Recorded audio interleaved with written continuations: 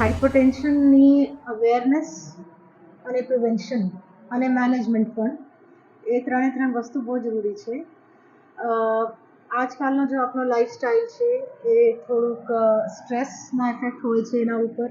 પછી આપણા work life balance જો છે એ કેટલા ઇમ્પોર્ટન્ટ છે. પછી આપણા ઓવરઓલ ફિઝિકલ એક્ટિવિટી કેટલી કરીએ છીએ, આ બધી એક્ટિવિટીઝ. પછી આપણા મેન્ટલ હેલ્થનો શું સ્ટેટસ છે, અને બીજી કોઈ પ્રકારની કોઈ ડિઝીઝ વસ્તુ જેમ કે ડાયાબિટીસ, હાઇપરટેન્શન, થાઇરોઇડ, આ બધા કારણો, આપણી ડાઇટ અને બધા સપ્લિમેન્ટ્સ જો છે, પાણીની ઇન્ટેક કેટલી છે, એ બધા જો છે એ એક બેલેન્સ લાઈફસ્ટાઈલમાં ઇન્ક્લુડ જ્યારે થશે તો એ બહુ જરૂરી એનો આપણે આઉટકમ મળે છે. અને that outcome is a healthy individual. શું હોય છે જરૂરી વાત જો એ છે, સૌથી પહેલાં તો એ કહેવામાં આવે છે કે આપણા જો પગ છે that is related to our heart. For example કે જેટલા આપણે મૂવ કરીએ છીએ એટલું બધું આપણે હાર્ટની એક્ટિવિટી સરસ કહેવાય છે. So for a healthy heart we should have a healthy lifestyle. Healthy લાઈફસ્ટાઈલમાં શું કરી શકીએ? એક સરસ ડાઇટ, જો કે બેલેન્સ ડાઇટ હોય છે જેમાં કે બેલેન્સ્ડ અમાઉન્ટ ઓફ પ્રોટીન, વધારે પ્રોટીન રાખીએ, સર્ટેન અમાઉન્ટ ઓફ કાર્બોહાઈડ્રેટ અને ફેટ, વધારે ફાઈબર હોય, પાણીની ઇન્ટેક હોય, અને હેલ્ધી ફેટ્સની ઇન્ટેક પણ જરૂરી છે. એની સિવાય આપણા ઓવરઓલ એક્સરસાઇઝ બહુ જરૂરી છે. એ આપણે બોડીમાં હેલ્ધી અને હેપી કેમિકલ્સ રિલીઝ કરે છે, ડોપામિન, સેરોટોનિન અને આ બધા, એ બહુ જરૂરી છે. પછી સ્ટ્રેસની વાત છે તો સ્ટ્રેસમાં આપણા work life balance, overall mental wellbeing માટે મેડિટેશન, યોગા એ ઇક્વલી ઇમ્પોર્ટન્ટ છે. એરોબિક તો જરૂરી છે જ, બટ એની સામે યોગ અને મેડિટેશનની પણ બહુ મહત્વતા છે. સો at the end I would only like to convey that please take care of your health. And એમાં આપણા મેન્ટલ વેલબિંગ ઇક્વલી ઇમ્પોર્ટન્ટ છે, કેમ કે આપણે સ્ટ્રેસથી દૂર રહીએ તો એ આપણા માટે પણ જરૂરી છે, આપણી ફેમિલી માટે પણ એ જરૂરી છે. Healthy lifestyle means not a lifestyle free from stress, but a lifestyle in which you manage stress well. All the very best to all of you. Thank you. આજે આપણી વચ્ચે ડોક્ટર કૌશલ ચૌધરી, કાર્ડિયોલોજિસ્ટ, જે ખૂબ નિષ્ણાંત તબીબ છે અને આપણને હજી સીપીઆર વિશે ગાઈડન્સ આપવાના છે. તેઓનું સન્માન માટે હું રિસ્પેક્ટેડ ડીડીઓ મેડમને કહીશ કે પ્લીઝ એમનું બુકે અને શોલથી સન્માન કરે. Respected DDO madam.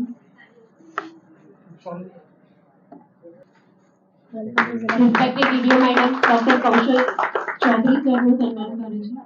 Thank you so much madam.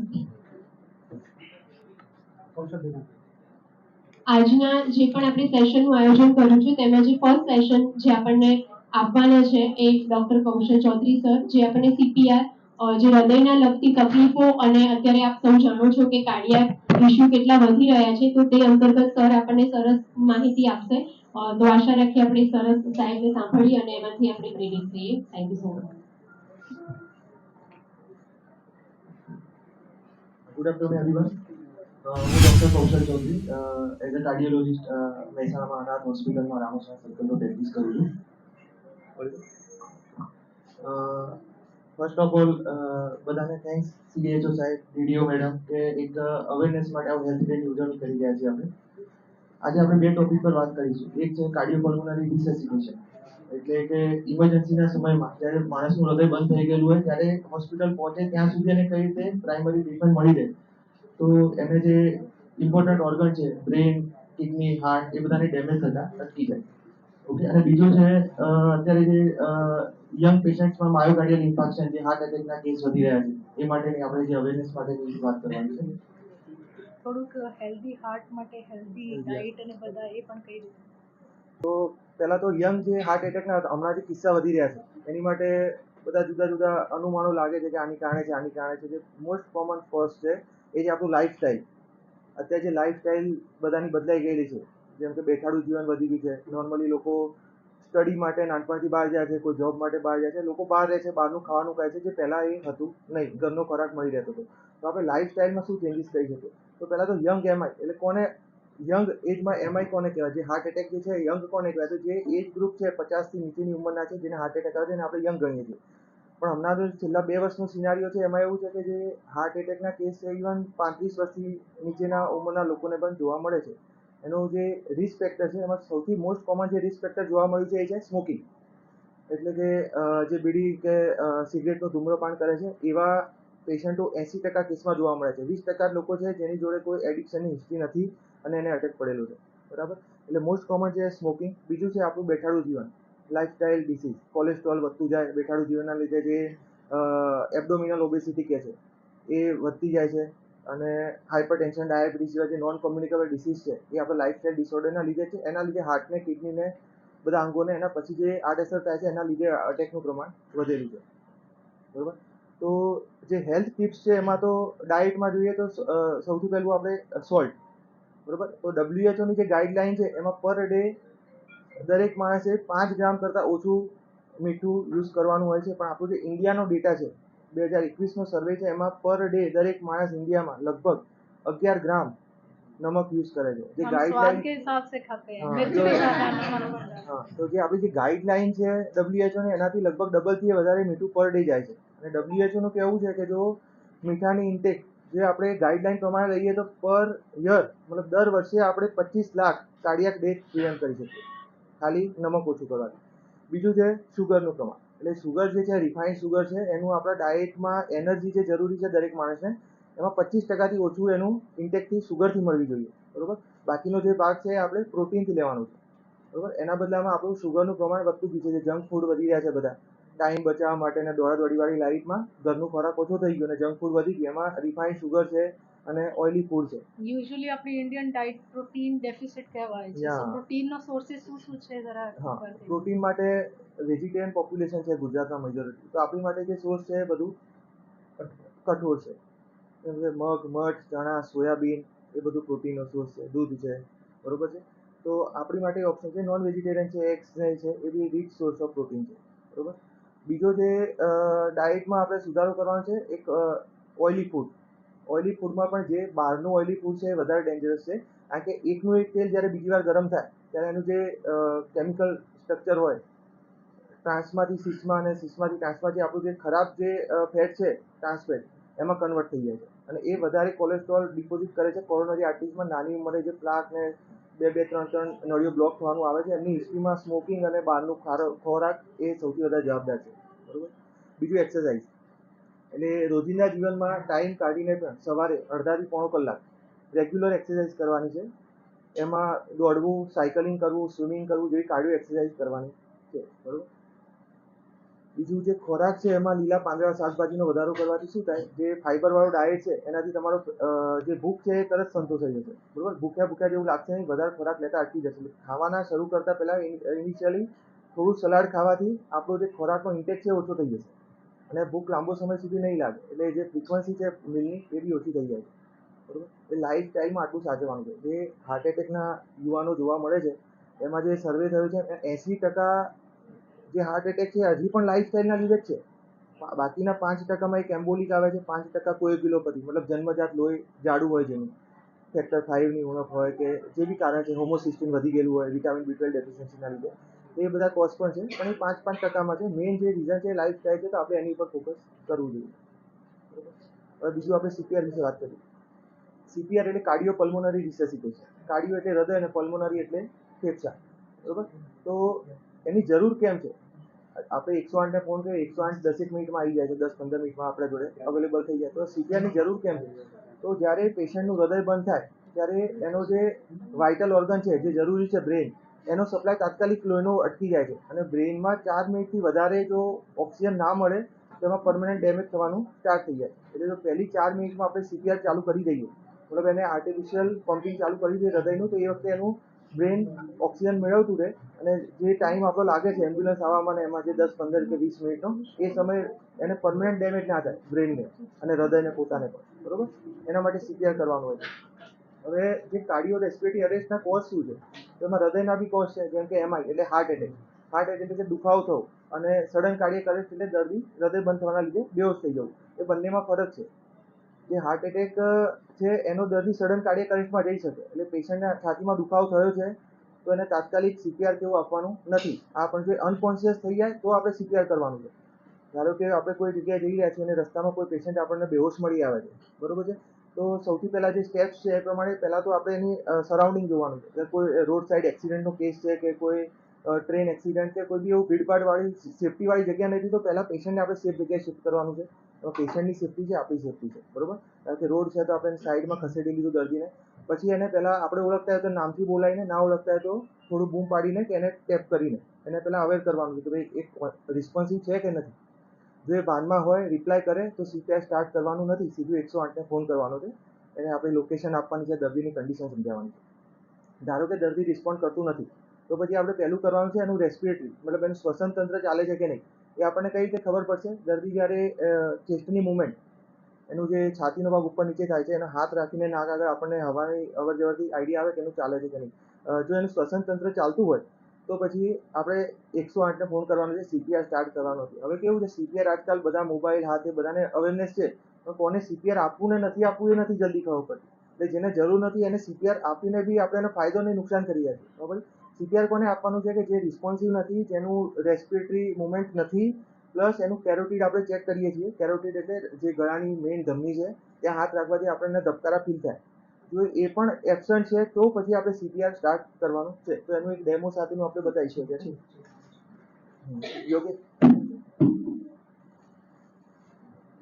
પહેલા બે સ્ટેપ આપણા થઈ ગયા કે પેશન્ટને શ્વાસ નથી ચાલતો, પેશન્ટ રિસ્પોન્ડ નથી કરતું, આપણે એના ધબકારા ચેક કર્યા. 10 સેકન્ડ જેટલો સમય લેવાનો, એનાથી વધારે સમયમાં જો ધબકારા ફીલ ના થાય તો પછી આપણે CPR સ્ટાર્ટ કરી દઈશું.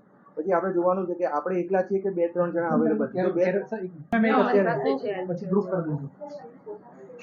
હા, તમે લોકો પોતાના છે ને જે ગળો હોય એ ગળાના બંને ભાગમાં જો આમ જો સર એ રીતે સમજાવો. ગળાના બંને ભાગમાં આ જે પહેલું છે શ્વાસ નળીનો ભાગ છે, સાઈડનો જે ભાગ છે, ત્યાં મુક્ત તમને પોતપોતાની બે નળી એક સાથે નથી ચેક કરવાની, એક જ આપતી કરો તો સિંકોપલ જેવું ધબ આમ લાભ લાભ તમને અલગથી ફીલ થશે. બસ આપણને ધબકાર આવે છે ને? જે ધબકાર આવે છે, આ ધબકારા જો પેશન્ટના આવતા હોય એના મતલબ કે એનું હૃદય ચાલુ એને જરૂર નથી. 10 સેકન્ડ સુધી આપણે તપાસ કરીશું. 10 સેકન્ડ સુધી આપણને ધબકારા ફીલ થતા નથી, મતલબ પેશન્ટનું હૃદય પંપ કરતું અટકી ગયેલું છે, તો આપણે ચાલુ કરીશું CPR. જો એ વખતે એકથી વધારે લોકો હાજર છે તો એક જણ CPR ચાલુ કરશે, બીજો ઇમરજન્સી મેડિકલ સિસ્ટમ એક્ટિવેટ કરશે, મતલબ 108ને ફોન કરીને જગ્યાએ સુધી કરાવશે અને CPR ચાલુ થઈ જશે. જો એક જ માણસ અવેલેબલ છે તો સૌથી પહેલું કામ કરવાનું છે 108ને ફોન કરવાનો છે, પછી CPR ચાલુ કરવાનું છે. આપણે એ ટાઈમ બચાવવાનો છે, એના માટે આ કરી રહ્યા છે, બરોબર છે. હવે જે CPR નું છે એમાં સૌથી પહેલા તો પમ્પિંગ એટલે જે કાર્ડિયો આપણે જે પંપ કરીએ હૃદયનું, એની માટે આ વ્હીલ કહેવાય, બરોબર. આ જે હથેળી છે એની જે વ્હીલ છે એને આમ રાખી કેવી રીતે કરવાનું એ જરા સામે ડેમોન્સ્ટ્રેટ કરો. વ્હીલને આમ રાખીને લોક કરી દેવાનું. હા, લોક કરવાની. લોક કરવાનું અને એલ્બો લોક રાખવાનું, એલ્બો વાળવાનું નથી, બરોબર. અને જે હાથ આપણે વ્હીલ જે મૂકવાનું છે, છાતીનું હાડકું છે અહીંયાથી અહીંયા સુધી, બરોબર. તો હાડકાનો જે નીચેનો ભાગ છે, નીચેનો 50% ભાગ છે, એ દિશામાં આપણું પોઝિશન હોવી જોઈએ.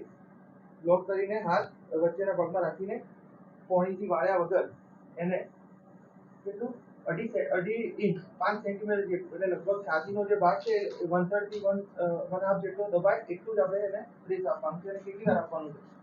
1 મિનિટમાં 100 થી 120 વાર થવું જોઈએ. 100 થી 120 વાર થાય ત્યારે જે જરૂરી અંગોને લોહી પહોંચવાનું છે પહોંચશે. બીજું, એ વખતે પેશન્ટનું શ્વાસ બી અટકી ગયેલું છે તો આપણે શ્વાસ બી આપવાનું છે. જો એક જ રેસ્ક્યુઅર હોય, મતલબ એક જ માણસ અવેલેબલ છે તો એ 30 વાર આવી રીતે પમ્પિંગ આપ્યા પછી એનું એરવે ઓપન કરીને એને 2 બ્રીથ આપશે. માઉથ ટુ માઉથ બ્રીથ આપો કે પછી માસ્ક અવેલેબલ છે, માઉથ ટુ માસ્ક બ્રીથ આપણે બીજી રાખીને આપવાનું છે. એરવે ઓપન કરવાનું છે, એ ચીન અપ કરવાની છે અને ફોrehead થોડું ડાઉન કરીને આ પોઝિશનમાં લાવવાનું, બરોબર.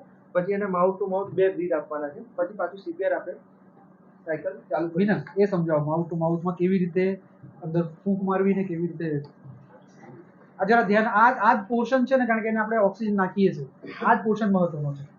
માઉથ ટુ માઉથ જ્યારે આપવાનું હોય ત્યારે પહેલા જોવું પડે કે અંદર મોઢામાં ચોકિંગ કેવું કંઈ છે ને. સપોઝ કે પાણીમાં કોઈ ડૂબી ગયું છે ને કંઈ પાણી છે અથવા કચરો છે તો આપણે શ્વાસ આપવાના થતા નથી. એને પહેલા રિમૂવ કરવું પડે પછી જ આપી શકાય છે. પછી કોઈ રોડ એક્સિડન્ટ છે, એમાં જો બ્લીડિંગ થઈ રહ્યું છે કાનમાંથી નાકમાંથી અથવા તો બ્લડ છે તો નથી આપવાનું. કોઈને એક્સિડન્ટમાં અહીંયા સોજો છે, દુખાવો છે, એટલે કે સ્પાઇનની કોઈ ઇન્જરી છે તો આપણે આને હેડ ઊંચું કરીને આપણે શ્વાસ આપવાના થતા નથી. આ વસ્તુ આપણે ખાસ યાદ રાખવાની છે. અને જ્યારે આપવાનું હોય ત્યારે આ રીતે ઉપર કરવાની છે, દાઢીને ઉપર કરો બરાબર, અને પછી તમારે કોઈ બી અંદર વચ્ચે બેરિયર લેવું પડે. ડાયરેક્ટ તમે માઉથ ટુ માઉથ બ્રીથિંગ આપશો તો ઇન્ફેક્શન થવાના ચાન્સીસ છે. એટલે તમારી પાસે રૂમાલ કેવું કંઈ હોય તો તમે રૂમાલ મૂકી અને પછી આ રીતે તમારે ઊંડો શ્વાસ લઈ અને ફૂંક મારવાની છે. આપણે પોતે ઊંડો લેવાનો છે શ્વાસ. ઊંડો શ્વાસ લઈ અને ફૂંક મારવાની પછી અંદર હવા એનામાં ફૂંક મારવાની. એ રીતે કરવાનું. Right.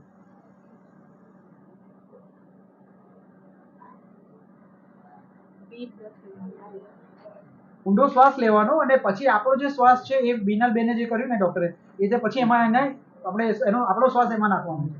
યસ, પછી માઉથ ટુ માઉથ સીલ રાખવાનું છે એટલે જે એર છે લીકેજ ના થાય. ઓકે, કારણ કે આપણે જે આપીશું એમાંથી ઓક્સિજનનું પ્રમાણ એટલું નહીં હોય કે જેટલું એને પેશન્ટને જોઈએ. આપણે એ બી ધ્યાન રાખવાનું. એટલે અહીં 30 to 2 ની સાયકલ સમજાય ગઈ. જો ધારો કે આપણી જોડે 2 રેસ્ક્યુઅર છે, 2 માણસ અવેલેબલ છે, તો સીપીઆર ચાલુ જ રાખવાના છે અને બંધ કરીને શ્વાસ આપવાની જરૂર નથી. ત્રીજો માણસ શ્વાસ આપે, એક માણસ સીપીઆર કરશે. એવું કરી શકીએ જો એકથી વધારે આપણી જોડે માણસની અવેલેબિલિટી હોય તો. હવે ક્યાં સુધી કરવાનું છે? તો એક દર 2 મિનિટે આપણે પેશન્ટના મેડમ કે છે પણ ફરી એકવાર પોઝિશન, ફરી એકવાર રિપીટ.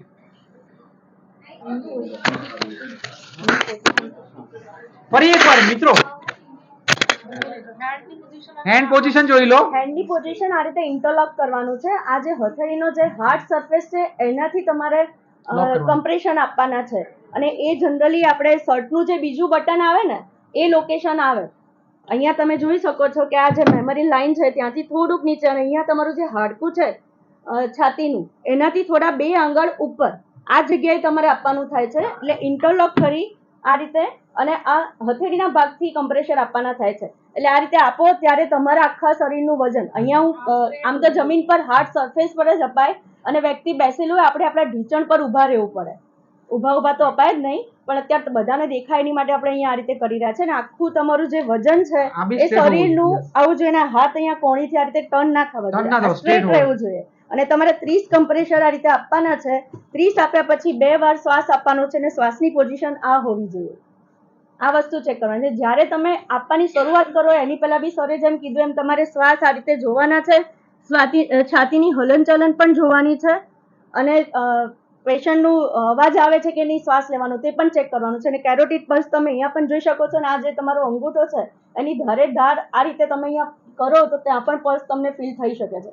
જો શ્વાસ અને સર્ક્યુલેશન બ્લડનું બંને બંધ હોય તો જ સીપીઆર આપવાના છે. બાકી આપણે સીપીઆર આપવાના નથી. બાકી કોઈ બી વ્યક્તિ છે એને ડાબા ફડકે સુવડાવવાનું છે અને હેલ્પ માટે કોલ કરવાનો છે.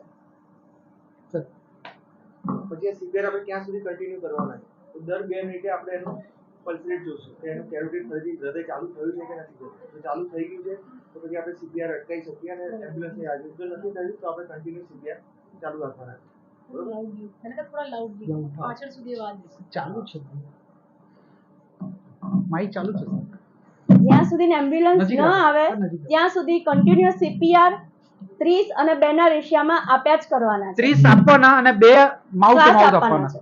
2 શ્વાસ આપવાના. આપણે પોતાના શ્વાસ ઊંડા શ્વાસ લઈ અને ફૂંક મારવાની છે.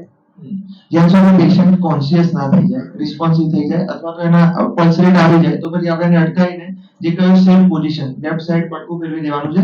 એટલે જે સેમી કોન્શિયસ પોઝિશનમાં પોતાનું જ સિક્રેશન એસ્પિરેટ કરીને જે ન્યુમોનિયાની કન્ડિશન ના ઉભી થાય એની માટે આપણે લેફ્ટ સાઈડ પડકું ફેરવાઈ દઈશું. અને જો ના થાય તો એમ્બ્યુલન્સની રાહ જોવાની છે. એમ્બ્યુલન્સ આવે પછી આગળની જે પ્રોસિજર છે એને એસીઆરએસ કહેવાય. મતલબ એ હાર્ટનું રિધમ ચેક કરે અને જરૂર પડે તો એને શોક આપે. બરોબર છે? એટલે આપણે જ્યાં સુધી કરવા છે ત્યાં છે. આગળનું જે પોર્શન છે એ ડોક્ટર માટે છે. એમાં કેવું છે જો પેશન્ટને હૃદયની રિધમ મતલબ ધબકારા વેન્ટ્રિક્યુલર ટેકીકાર્ડિયા કે વેન્ટ્રિક્યુલર ફિબ્રિલેશન છે તો એને આપણે જે ડીસી શોક આપીએ છીએ એનાથી પાછું હૃદયનું રિધમ નોર્મલ થઈ જાય અને પાછું હાર્ટ નોર્મલ થઈ શકે છે. બરોબર? અમુક જે કન્ડિશન છે કે જેમાં હૃદયનો ધબકારો બિલકુલ એસિસ્ટોલની કન્ડિશનમાં આઈસીજી છે કાં તો પલ્સલેસ વીટી જે કહેવાય એવું છે તો પછી એમાં સીપીઆર જ ચાલુ રાખવા પડે છે. એમાં આપણે શોક આપી શકતા નથી. ખરેખર આપણે મેન્ટલ હેલ્થને જો અટેન્શન આપીએ છીએ ખરા યુઝ્યુઅલી કોઈ ઓપનલી બોલી નહીં શકે કે મેન્ટલ હેલ્થને લઈને એટલો બધો સ્ટિગ્મા અને ડિસ્ક્રિમિનેશન છે કે હું સવારે અહીંયા 9 વાગે કેમ્પ ચાલુ થયો ઉપર બેઠો તો લેક્ચર ચાલુ થયો પહેલા ત્યાં સુધી કોઈ મળવા જ નહીં આવ્યું. મેડિકલ્સની અંદર બી આટલું બધું સ્ટિગ્મા અને ડિસ્ક્રિમિનેશન છે તો તમે જસ્ટ ઇમેજિન કરી શકો કે જનરલ પોપ્યુલેશનમાં કેટલું હશે. તમે સાયકેટ્રિસ્ટ માટે લેમેન છે કે ગામડાના ડોક્ટર પાસે કોણ જાય? અને તમને જતા કોઈ જોઈ જાય તો બી પ્રોબ્લેમ છે. યુઝ્યુઅલી અમારી પાસે ઘણા બધા રેફરન્સ બીજા ફિઝિશિયન છે કે બીજી સ્પેશિયાલિટીઝ છે એના through medical officer through reference આપતા હોય છે. કે કારણ કે આપણા સમાજમાં એટલું બધું સ્ટિગ્મા એન્ડ ડિસ્ક્રિમિનેશન છે, ડાયરેક્ટલી સાયકેટ્રિક પાસે જવું એ જસ્ટ લાઈક તમે જશો ને તમને ત્યાં જેલમાં પૂરી દેશે એવું છે. તમે સિનારીઓ ચેક કરો આજથી લગભગ 15-20 વર્ષ પહેલાનું કે જ્યારે મેન્ટલ હોસ્પિટલનો મતલબ કન્સેપ્ટ હતો, જે યુઝ્યુઅલી તમને કોઈ મોટા ટાઉન કે સિટીમાં જ મળે. યુઝ્યુઅલી આજકાલના સિનારીઓમાં આ વસ્તુ ટોટલી ચેન્જ થઈ ગઈ છે. તમને મેન્ટલ હેલ્થની સર્વિસીસ તમારા ડોર સ્ટેપની નજીકમાં મળી રહ્યો છે. આખો કન્સેપ્ટ જે હતો પહેલા કે ટ્રીટમેન્ટ તો ખાલી મેન્ટલ હોસ્પિટલમાં જ થાય, એ ડિસ્ટિગ્મેટાઇઝેશન માટેનું આ ઇનિશિયેટિવ છે કે તમને દરેક ડિસ્ટ્રિક્ટ હોસ્પિટલ છે કે સબ ડિસ્ટ્રિક્ટ છે ઇવન સીએચસી પર ડેઝિગ્નેટેડ ટાઈમ એન્ડ પ્લેસ ઉપર તમને મેન્ટલ હેલ્થની સર્વિસીસ મળે છે. હવે તમે ફિઝિકલી ગમે તેટલા હેલ્થી કે વેલ્થી હોય પણ જો તમે મેન્ટલી હેલ્થી ના હોય તેનો કોઈ મતલબ જ નથી. તમે ઇવન WHO ની ડેફિનેશન જુઓ હેલ્થની તો બેઝિકલી લખેલું છે કે it's a state of physical, social and mental wellbeing. Mental is equally important. અહીંયા કોઈને પણ કંઈ બી ચેસ્ટ પેન રિલેટેડ કંઈ બી કમ્પ્લેન હશે અને કોઈને પૂછવામાં આવે કે કોને ડાયાબિટીસ છે, હાઇપરટેન્શન છે, તો ઘણા બધા લોકો હાથ ઊંચો કરે. કોઈને પૂછવામાં આવે કોણે અત્યાર મેં કોઈ ડિપ્રેશન ને કે કંઈ સારવાર લીધી છે કે ટ્રીટમેન્ટ ચાલે છે, તો યુઝ્યુઅલી કોઈ હાથ ઊંચો નહીં કરે. એ અમે જ્યારે ટ્રેનિંગમાં જઈએ ને તો ટ્રેનિંગ મસ્ત ફર્સ્ટ ક્લાસ પતી જાય, કોઈ ક્વેશ્ચન આન્સર ના હોય. પણ ટ્રેનિંગ પત્યા પછી બધા મળવા માટે આવે. This is example of stigma. કે લોકોને બધાની સામે કહેવામાં થોડું સામાજિક લાંછન લાગે છે. એ વસ્તુ આપણે બ્રેક કરવાની જરૂર છે. હવે ટોપિક પર પાછા એ કે સ્ટ્રેસર શું છે? એ બેસિકલી નોન સ્પેસિફિક રિસ્પોન્સ છે બોડીનો. કોઈ પણ તમારા એન્વાયરમેન્ટમાં કંઈ બી ચેન્જ આવે, કોઈ બી રિએક્શન આવે તો તમારું બોડી રિએક્ટ કરે છે. સ્ટ્રેસરના ઘણા બધા ટાઈપ હોય. એ પોઝિટિવ સ્ટ્રેસ છે, નેગેટિવ સ્ટ્રેસ છે. ઘણો બધો સ્ટ્રેસ જરૂરી છે. જસ્ટ લાઈક એક્ઝામ્પલ આપીએ આપણે સ્ટુડન્ટનું કે જો એમાં એક્ઝામ જ ના હોય તો પ્રિપરેશન ના થાય, કે આ પ્રકારની ટ્રેનિંગ ના હોય એ તમે તમારા બિઝી શેડ્યુલમાંથી રેડિયો મેડમ કે સીડીઓ સાહેબ તમને બોલાવી કે ચલો નીચે બધા લોકો ભેગા થઈ જવા માંગે છે. આ સ્ટ્રેસર છે. બેઝિકલી પછી સારો stress, it's kind of eustress. એનાથી તમારું ડેવલપમેન્ટમાં કે તમારા એમાં કોપિંગ મિકેનિઝમમાં ઇમ્પ્રુવમેન્ટ આવશે. અને જ્યારે એ સ્ટ્રેસ તમે વ્યવસ્થિત રીતે હેલ્થી રીતે મેનેજ ના કરી શકો ત્યારે ડિસ્ટ્રેસ બને, જ્યારે હાર્મફુલ કોન્સિક્વન્સીસ થાય. બેઝિકલી આ બે ટાઈપમાં હોય છે કે પોઝિટિવ સ્ટ્રેસ અને નેગેટિવ સ્ટ્રેસ. અને સ્ટ્રેસને આઈડેન્ટિફાઈ કેવી રીતે કરવો? મોટાભાગના લોકો એમ કહે કે હું બહુ સ્ટ્રેસમાં છું. એક્ઝેક્ટલી એના સિમ્પટમ્સ કયા હોય? ફિઝિકલ સિમ્પટમ્સ છે કે જેમાં વ્યક્તિને પૂરતી ઊંઘ ના આવે, એને જે બી એનું ભૂખ છે કે એપેટાઇટ છે એમાં ડિસ્ટર્બન્સ રહે, એ વ્યવસ્થિત ઊંઘી ના શકે, વ્યવસ્થિત એનું જે કામકાજ છે એ ના કરી શકે, એનો સ્વભાવ ચીડિયો થઈ જાય, કોઈની સાથે વાતચીત ના કરે, વાતમાં ગુસ્સો થઈ જાય, એનું જે ફંક્શનિંગ છે એમાં ઇમ્પેરમેન્ટ આવે. કેટલાક સાયકોલોજીકલ સિમ્પટમ્સ છે કે એના કોન્સન્ટ્રેશનમાં પ્રોબ્લેમ થાય. બાળક હોય, એક્ઝામ ગોઈંગ હોય તો ભલે વાંચે ખરા પણ જોઈએ એનું પરફોર્મન્સ, એકેડેમિક પરફોર્મન્સ અચીવમેન્ટ ના અચીવ કરી શકે. બિહેવિયરલ સિમ્પટમ્સ છે કે આ બધું મેન્ટલ અને ફિઝિકલ સિમ્પટમ્સના લીધે એનું પોતાનું વર્તન બદલાઈ જાય. તમને લાગે કે આ માણસ પહેલા એકદમ ખુશ મિજાજી હતો, હમણાંથી એકદમ કૂતરા મૂકે એવો થઈ ગયો છે, કંઈ બી કહેવા જાવ તો ઝઘડી જ પડે છે. આ બધા સ્ટ્રેસના સિમ્પટમ્સ છે જે તમારે આઈડેન્ટિફાઈ કરવાના હોય. આપણે બહુ લોંગ નથી જતા એટલે એનું પાછું તમને સ્ટ્રેસ પડશે. સ્ટ્રેસને મેનેજ કેવી રીતે કરવું? યુઝ્યુઅલી પહેલા સ્ટ્રેસને મેનેજ કરવા માટે તમારે આઈડેન્ટિફાઈ કરવું પડે કે તમને સ્ટ્રેસ શેનો છે. મોટાભાગના લોકો એમ જ સીધે રાખે કે બહુ સ્ટ્રેસ છે, લાઈફમાં બહુ સ્ટ્રેસ છે, કંઈ મજા નથી આવતી, કંઈ ગમતું નથી. પર્ટિક્યુલરલી તમે આઈડેન્ટિફાઈ કરો કે તમને એકચ્યુઅલમાં સ્ટ્રેસ છે શેનો. એ આઈડેન્ટિફાઈ થાય પછી તમે એનું મેનેજમેન્ટ કરી શકો છો. મેનેજમેન્ટની અલગ અલગ ટેકનિક્સ હોય છે, દરેક માટેનું અલગ ટેલર મેડ રેજિમેન હોય કે બધા માટે એક જ ટેકનિક કામ ના આવે. જે જનરલ ટેકનિક છે જેમાં આપણને સાહેબે વાત કરી કાઢેલું સાહેબે લાઇફસ્ટાઇલ મોડિફિકેશન્સ છે કે ફિઝિકલ હેલ્થ અને બંને મેન્ટલ હેલ્થ બંને પેરેલલ ચાલે છે. તો ફિઝિકલી બી હેલ્થી રહેવું એટલું જ જરૂરી છે જેટલું મેન્ટલી હેલ્થી રહેવું. લાઇફસ્ટાઇલ મોડિફિકેશનમાં તમારી સ્લીપ એન્શ્યોર કરવી જોઈએ. યુઝ્યુઅલી આજે સોશિયલ મીડિયાના જમાનામાં તમે જુઓ તો યુઝ્યુઅલી કોઈની 8 અવર્સની સાઉન્ડ સ્લીપ હોતી નથી. રાત્રે આપણે 10 વાગે પડીએ અને પછી સરસ મજાનું ઇન્સ્ટા કે જે બી તમે સોશિયલ મીડિયા વાપરતા 2 કલાક કાઢી નાખીએ. 12 વાગે મૂવી જોઈને પછી ઊંઘીએ અને સવારે ફટાફટ ઉઠીને પાછું રહેવા માંડીએ. તો જે 8 કલાકની જે પૂરતી ઊંઘ હોવી જોઈએ એ એટલું બહુ જ અગત્યનું છે. સાથે સાથે તમારું જે એપેટાઇટ છે કે તમારું જે જમવાનું છે એ પણ એકદમ હેલ્ધી અને ન્યુટ્રિશિયસ હોવું જોઈએ. એ પણ તમારા મેન્ટલ હેલ્થનો ઘણો અફેક્ટ કરે છે. બીજું અગત્યનું છે કે એક્સરસાઇઝ.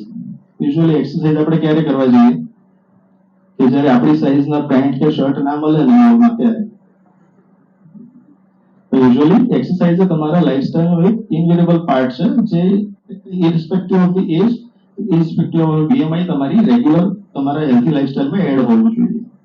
સાથે સાથે જે મેડિટેશન છે કે યોગા છે એ પણ એટલું જ અગત્યનું છે જે તમને મેન્ટલી રિલેક્સેશન માટે બહુ અગત્યનું હોય છે. તો આ છે જનરલ લાઇફસ્ટાઇલ મોડિફિકેશન. એટલું છે કે ઓર્ગેનાઇઝેશન, કે તમારા ડેઇલી શેડ્યુલનું પ્રોપર ઓર્ગેનાઇઝેશન હોવું જોઈએ. ક્યારે ઉઠ્યા, ક્યારે ઊંઘ્યા, પેલું પાંડા જેવું નહીં કે જ્યારે પડે ત્યારે સુઈ ગયા, જ્યારે પોતે ઉઠાડ્યા ત્યારે ઉઠ્યા. પ્રોપર ટાઈમે સ્લીપ હોવું જોઈએ, પ્રોપર ટાઈમે તમારું અવેકનિંગ હોવું જોઈએ, તમારા ડેઇલી રૂટીન્સ જે છે એનું પ્રોપર પ્લાનિંગ હોવું જોઈએ. તમને એક્ઝામનો ફિયર ત્યારે જ હોય જ્યારે તમારું પ્રિપરેશન બરાબર ના હોય. તમે વ્યવસ્થિત પ્રિપેર કરીને આવો તો તમને યુઝ્યુઅલી ફિયર ના થાય.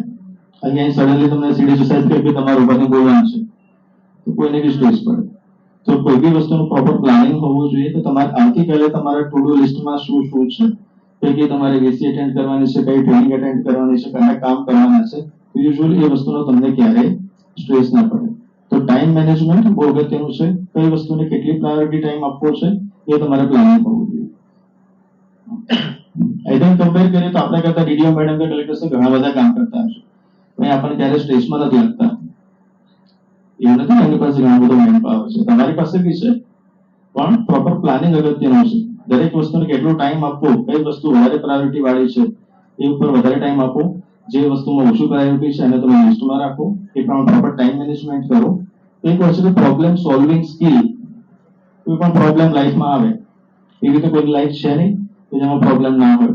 તો પ્રોબ્લેમ સોલ્વિંગ એપ્રોચ તમારો એકદમ જેને કહેવાય કે कोपिंग मैकेनिज्म ये તમારું વ્યવસ્થિત હોવું જોઈએ, હેલ્થી કોપિંગ હોવું જોઈએ. बोलते हैं ना कि सिर्फ एक नाम बदल देने से सारी आउटकम बदल जाती है. अपना problem we should not call it as problem, let's call it as a challenge.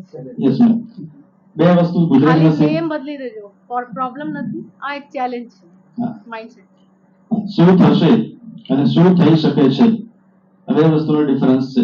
શું થશે એ ચિંતા છે, એમાં અનસર્ટેનિટી છે ફ્યુચરની કે શું થશે, પણ શું થઈ શકે છે આ સિચ્યુએશનમાં એ તમારી પ્રિપેર્ડનેસ બતાવે છે. તો પ્રોબ્લેમ સોલ્વિંગ એપ્રોચ છે, પ્રોબ્લેમને તમે આઈડેન્ટિફાઈ કરો, એકચ્યુઅલમાં પ્રોબ્લેમ શું છે, એ પ્રોબ્લેમની અગેન્સ્ટમાં તમારી પાસે કેટલા રિસોર્સિસ છે, એને તમે કેવા મેક્સિમમ યુટિલાઇઝ કરી શકો છો, એ પ્રમાણે તમે એનું મેનેજમેન્ટ કરી શકો છો. અને બીજું કે ખૂબ ઇમ્પોર્ટન્ટ છે કે એસર્ટિવ ટ્રેનિંગ. એસર્ટિવ મીન્સ કે પોતે કોન્ફિડન્ટ રહેવું અને જ્યારે જરૂર જાય ત્યારે ના કહેવું. યુઝ્યુઅલી હેલ્થમાં એવું થાય કે આપણને કોઈ બી કામ આપે, યુઝ્યુઅલી આપણે ના કહેવાનો રિવાજ નથી. પણ જ્યારે એ વસ્તુ તમારા કેપેબિલિટીમાં, તમારા પોટેન્શિયલમાં ફિટ થાય છે તો જ તમે એને કોન્ફિડન્ટલી હા કહી શકો. બધા જ કામ છે, ગમે ત્યારે કામ થૂકી જશે તો યુઝ્યુઅલી એવું થશે કે કોઈ કામમાં પ્રોપર ઓર્ગેનાઇઝેશન નહીં રહે, કોઈ ક્વોલિટી આઉટપુટ નહીં રહે. તો તમે કોન્ફિડન્ટલી તમારી કેપેસિટી આઈડેન્ટિફાઈ કરો, તમારી બાઉન્ડ્રીઝ કેટલી છે આઈડેન્ટિફાઈ કરો, એ પ્રમાણે પછી એને આઉટપુટ આપો. આ જનરલ આપણી સ્ટ્રેટેજી છે, દરેકમાં ઇન્ડિવિડ્યુઅલ સ્ટ્રેટેજી અલગ અલગ રહેશે. યુઝ્યુઅલી જો સ્ટ્રેસને તમે પ્રોપરલી મેનેજ ના કરો તો આગળ જઈને એના ઘણા કોન્સિક્વન્સીસ હોય છે, ફિઝિકલ અને મેન્ટલ કોન્સિક્વન્સીસ થાય છે, કે ડિપ્રેશન છે, કે એન્ઝાઇટી ડિસઓર્ડર છે, કે ઘણા લોકો પછી સબસ્ટન્સના રવાડે ચડી જાય. સાંજે થાક્યા પાક્યા કે આજે તો બે પેક મારવા પડશે, બહુ કામ કર્યું છે. આ અનહેલ્થી મિકેનિઝમ છે તમારા સ્ટ્રેસને કોપ કરવા માટે. તો હેલ્થી કોપિંગ સ્ટ્રેટેજી હોવી જોઈએ. તો આ બધી વસ્તુ રૂટીનલી આપણા કલીગ્સમાં થતી હોય છે ક્યાંક ને ક્યાંક, એને આપણે જો અવેર હોઈએ તો ઇઝીલી આઈડેન્ટિફાઈ કરી શકીએ અને પ્રોપરલી આને ચેનલ થ્રુ એને આપણે એને રેફર કરી શકીએ. અને કંઈ પણ જાણકારી જોઈએ કે વધારે માહિતી જોઈએ, પર્સનલી મળવું હોય તો મેજર ડિપાર્ટમેન્ટ છે, સેક્રેટરી ડિપાર્ટમેન્ટ છે સિવિલ હોસ્પિટલમાં, તો મોસ્ટ વેલકમ છે. આપણો toll free number toll free number અમારો જે હેલ્પલાઇન નંબર છે અમારા ડિપાર્ટમેન્ટનો છે 9512740050. એ તમે કદાચ અહીંથી જે લીફલેટ આપેલા હશે ફાઇલની અંદર, એની અંદર મેન્શન છે, એમાં તમે ઇન્ફોર્મેશન માટે કરી શકો છો. ટેલિમાનસ કરીને બી હેલ્પલાઇન નંબર છે, એમાં બી તમે 14416 એની પર તમે કોન્ટેક્ટ કરી શકો છો. Thank you.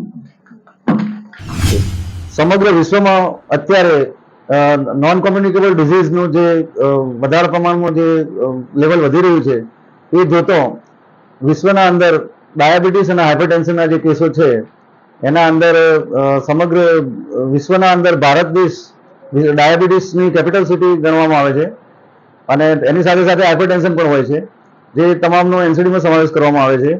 તથા ભારત વિશ્વની કેપિટલ સિટી છે ડાયાબિટીસ હાઇપરટેન્શન માટે, તેવી રીતે ગુજરાત ભારતની કેપિટલ ગણાય છે વિશ્વ હાઇપરટેન્શન દિવસ અંતર્ગત. સૌથી વધારે કેસો હાઇપરટેન્શન અને ડાયાબિટીસના ગુજરાતના અંદર હોવાના કારણે આ વર્ષે પણ દર વર્ષની જેમ 17 મે એન્ટી હાઇપરટેન્શન ડે તરીકે ઉજવણી શરૂઆત કરવામાં આવી, જે અંતર્ગત જિલ્લા કક્ષાએ તમામ પ્રાથમિક આરોગ્ય કેન્દ્રો, તમામ સામૂહિક આરોગ્ય કેન્દ્રો, તમામ કોમ્યુનિટી હેલ્થ સેન્ટરો, medical college hospital, GMERS, SDH, DH તમામ કક્ષાએ 30+ થી જે ઉપરના ઉંમરના જે સિનિયર સિટીઝન સુધીના જીરિયાટ્રિક ઉંમર ધરાવતા તમામ સિનિયર સિટીઝન્સનું પણ સાથે સાથે એનસીડીના અંતર્ગત જે 3 પ્રકારના જે ડિઝીઝ કહેવાય છે, જેના અંદર ડાયાબિટીસ, હાઇપરટેન્શન અને કેન્સર, તો આ તમામનું સ્ક્રીનિંગ આ માસ દરમિયાન થવાનું છે. એની સાથે સાથે જિલ્લા કક્ષાએ માનનીય જિલ્લા વિકાસ અધિકારી મેડમની સૂચના અને માનનીય જિલ્લા કલેક્ટર સાહેબની સૂચનાથી જિલ્લા પંચાયત તથા આરોગ્યના જે સ્ટાફ છે એમનું તમામનું પણ એનસીડી અંતર્ગત વિશ્વ હાઇપરટેન્શન દિવસની રીતે સ્ક્રીનિંગ કરવાનો પ્રોગ્રામ આજ રોજ જિલ્લા પંચાયત ખાતે પણ રાખવામાં આવેલ હતો, જે અંતર્ગત તમામ કર્મચારીઓએ પોતપોતાના શારીરિક પરીક્ષણ, જેના અંદર બ્લડના તમામ રિપોર્ટો, renal function test, liver function test, ઉપરાંત તેમના પ્રેશરનો જો વધઘટ હોય તો એમના ઇસીજી પણ કાઢવામાં આવેલ છે. તથા લિપિડ પ્રોફાઇલ કે જે હાર્ટના અંદર કોલેસ્ટ્રોલની જે જમાવટ થવાના કારણે, આર્ટરીનું સંકોચન થવાના કારણે જે હાઇપરટેન્શનના અંદર ફેરફારો થવાના અને યંગના અંદર હાર્ટ ડિઝીઝ થવાના અને એટેકના જે કિસ્સા વધી રહ્યા છે, એ અંતર્ગત આ સ્ક્રીનિંગ કરાવવું ખૂબ જ જરૂરી હોવાથી તમામ હાજર નાગરિકોને, કર્મચારીઓને સૂચના આપવામાં આવી કે વર્ષમાં ઓછામાં ઓછું 2 વાર આપે આપના સ્વાસ્થ્યનું પરીક્ષણ કરાવવું જોઈએ. તો આ માસ દરમિયાન ચાલનારી ઝુંબેશના અંતર્ગત જો ઘરડા ઘર, પોલીસ લાઇન, એના અંદર પણ આ તમામ પોલીસનો સ્ટાફ એમનું પણ સ્ક્રીનિંગ કરવામાં આવનાર છે. આ અંતર્ગત આજરોજ જિલ્લા પંચાયત કક્ષાએ જે કાર્યક્રમ રાખવામાં આવેલો હતો તેના અંદર કાર્ડિયોલોજિસ્ટને પણ બોલાવવામાં આવેલ હતા. તથા ખોરાકના જે મોડિફિકેશન જે થયું છે લાઇફસ્ટાઇલના અંદર, એના કારણે લોકોનું જે ડાયટરી પેટર્ન ચેન્જ થયું છે, જેમાં જંક ફૂડ, બેઠાડું જીવન તથા ખોરાકમાં સ્વાદ માટે મીઠાનો જે વધુ પડતો ઉપયોગ કરવામાં આવી રહ્યો છે લોકો દ્વારા, અને જંક ફૂડ જે આપવામાં આવી રહ્યા છે, અને પેકેજ જે ફૂડ પેકિંગ જે ફૂડ્સ હોય છે જેના અંદર સોડિયમનું પ્રમાણ વધારે હોવાથી લોકો હાઇપરટેન્શનનો ભોગ બન્યા હોય છે, પણ આ સાયલેન્ટ કિલર તરીકે લોકો પોતાની તપાસ કરાવતા નથી અને ગમે તે સમયે જ્યારે હાઇપરટેન્શન વધારે લેવલમાં વધી જાય છે ત્યારે યા તો સિવિલ સ્ટ્રોક થાય છે, પેરાલિસિસ થાય છે. અને પ્રોગ્રામની અંદર જિલ્લા વિકાસ અધિકારી મેડમની સૂચનાથી આપણે જે આહારના નિષ્ણાત, ન્યુટ્રિશન કાઉન્સિલર યા ડાયટિશિયન જે હોય છે એમનો પણ મદદ લેવામાં આવ્યું કે કયા પ્રકારનો રોગ છે અને એમાં કયા પ્રકારનો આહાર લેવો જોઈએ. માની લો કે ડાયાબિટીસ વાળું વ્યક્તિ છે, એનું મેનુ શું હોઈ શકે, ડાયાબિટીસ સાથે અને હાઇપરટેન્શન સાથે એનું મેનુ શું હોઈ શકે, પ્રેગ્નન્સી વાળી લેડીઝ છે એને ડાયાબિટીસ હોય તો એમાં શું મેનુ હોવું જોઈએ, અને ટોટલ દિવસની કેલરી જે કન્ઝપ્શન 400 કેલરીની જે જરૂરિયાત છે એના ઉપરની વધારાની જે કેલરી જાય છે શરીરમાં, એ ફેટ રૂપે જમા થવાથી એક્સ્ટ્રીમ ઓબેસિટી જે થાય છે, એ અંતર્ગત આજ રોજ લોકોનું બોડી માસ ઇન્ડેક્સનું પણ તપાસ કરવામાં આવી હતી. તો આ તમામ ફેક્ટરો જે છે એના કારણે જે મોર્ટાલિટી વધવાની જે શક્યતાઓ રહી છે એને પ્રિવેન્શન કરવા માટે અત્યારે જે નેશનલ લેવલે પ્રોગ્રામ હતો, પહેલા એને NPCDCS તરીકે આપણે ઓળખતા હતા, જે national programme for cancer, diabetes અને કાર્ડિયોવેસ્ક્યુલર ડિઝીઝ એન્ડ સ્ટ્રોક, જેનું નામ હવે બદલીને NPNCD એટલે national programme for prevention of non communicable disease એ રીતે એનું નવું નામાભિધાન કરવામાં આવ્યું છે. તે અંતર્ગત આની ગ્રાસરૂટ લેવલ સુધી આશાઓ પોતાના પોર્ટલના અંદર, મોબાઈલના અંદર સીધા જ એન્ટ્રી કરી અને ઘરે ઘરે જઈને સ્ક્રીન કરી શકે છે, અને જેથી એ પણ સ્ક્રીનિંગ થવાથી આપણને ખરેખર સાચું ચિત્ર મળી શકે કે દરેક વિલેજના અંદર કેટલા કેસો છે. એ અંતર્ગત આપણે એમને ત્યાં CHO દ્વારા સ્થળ ઉપર સારવાર પણ મળી જાય છે અને એમનું વારંવાર ફોલોઅપ થઈ શકે એ માટે RBS જે ચેક કરવાનું થાય એના માટે ગ્લુકોમીટર પણ પ્રોવાઈડ કરવામાં આવેલા છે. સાથે સાથે તમામ પ્રાથમિક આરોગ્ય કેન્દ્રો, CHC, PHC ઉપર એન્ટી ડાયાબિટીક, એન્ટી હાઇપરટેન્સિવ આ દવાઓ પણ ઉપલબ્ધ છે.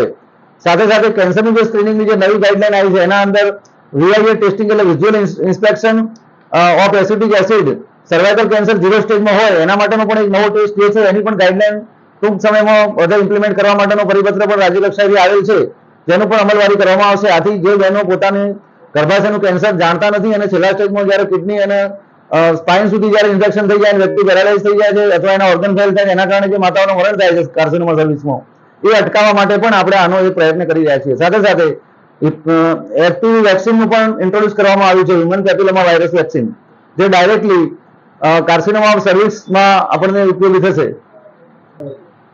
જે પ્રોગ્રામ કરવામાં આવ્યો એમાં આજરોજ જે પ્રોગ્રામ કરવામાં એમાં જિલ્લા પંચાયતના તમામ કર્મચારીઓ ઉત્સાહપૂર્વક ભાગ લીધો છે. નવી જે એમની હેલ્થ બાબતની જે સજાગતા છે અને હેલ્થ રીતે કોન્શિયસ જે લોકો થયા છે એના લીધે લોકોએ ઉત્સાહપૂર્વક આમાં ભાગ લીધો છે.